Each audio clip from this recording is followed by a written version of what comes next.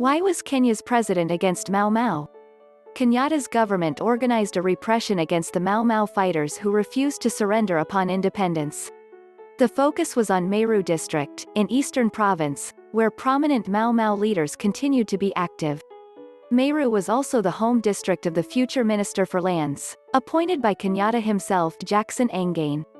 A detailed analysis of Jackson Angane's biographical background explains why the president chose a man with an ambiguous Mau Mau past and troubled links to the traditional institutions of the district. The government repressed the resilient Mau Mau fighters and shaped the Ministry of Lands as a powerful institution to cut short subversive land claims. Kenyatta somehow managed to pacify and control potentially subversive districts without risking his popularity. His ability to satisfy diverging expectations was heavily tested.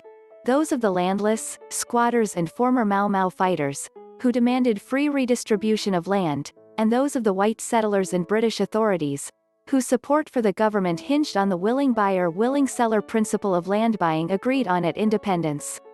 The president was most wary of the Mau Mau and opted to neutralize all the leadership pre-independence. Have you any idea who the Mau Mau were, what they did, and who they did it to? Who used them, for which purposes, and what the end result was 2 generations later are usually the things discussed. Things you might have been taught in history classes. Which are about as useful as saying dropping an atomic bomb on Nagasaki was a great idea as it reduced the local incidence of drunkenness. I'm not going to even attempt to give a history lesson here. It will almost certainly fall on deaf ears anyway.